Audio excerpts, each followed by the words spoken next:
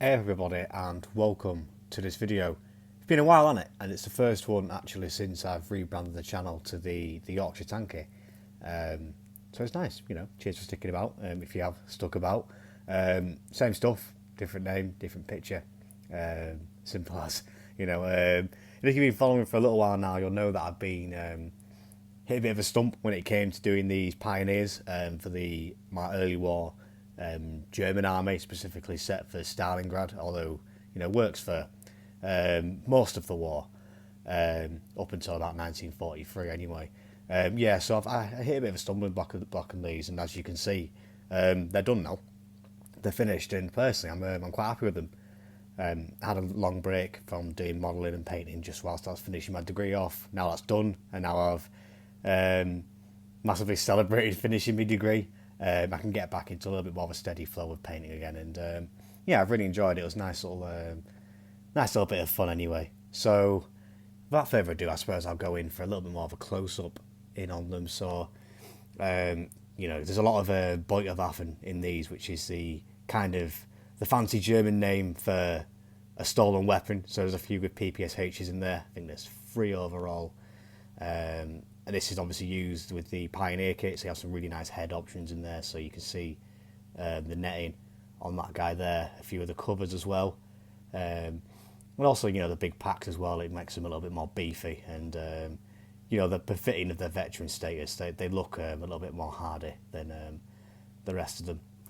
Really like this sergeant as well that I've done here. I think he's absolutely class with his little goggles on his head there.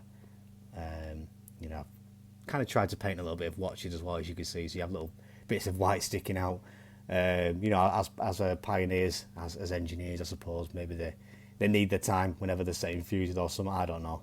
I think it's a nice little detail anyway for the unit. A few of them have their watches on.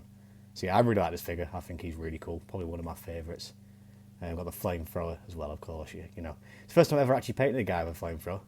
I think since my 40k days, which is donkey's years ago. You don't really have too many ungentlemanly weapons in very British Civil War, even amongst the Nazis, the fascists. I thought it was befitting that the proper Nazis would get one. So yeah, I really enjoyed painting this figure. The ones with their faces covered, I like a lot more. It kind of reminds me of that Death Corps Creed kind of thing. Covered up, like kind of like World War One in a way as well, like trench combat, a little bit gritty. Although you don't really see that so much in World War Two, obviously because. I did the names on them as well, so they've all got every single figure in my bottle action armies are named. Yeah, so I really like that figure. I think he's ace. You have a Panzerbuchser as well, which is a weird little kind of what's it called, Panzerfaust prototype kind of thing. It's a proper quirky weapon. Probably never really use it, but it's nice to have it there in the barracks.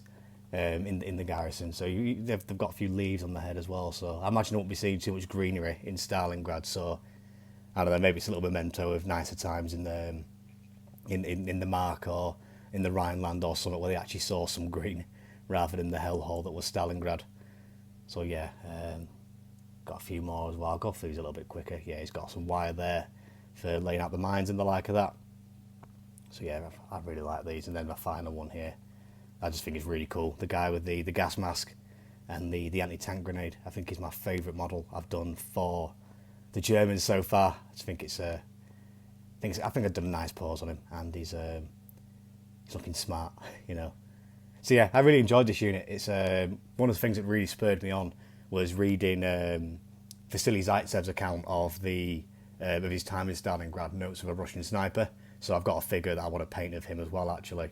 And he goes into quite a little bit of detail about an encounter that he had against a group of pioneers in Stalingrad, and how the medics gave them favourable treatment, and it really pissed him off as a communist. So I don't know, just reading about his account of facing off against them in his dugouts kind of inspired me to pull my finger out, I suppose, a little bit, and crack on with my own little unit of combat engineers, pioneers.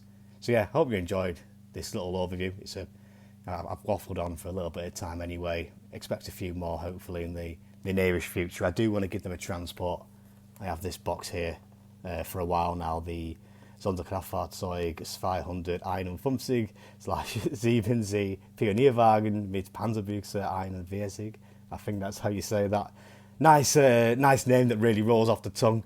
So yeah, I'm going to be working on that next, or I'll crack on with the Sunny Side 7, the NKVD.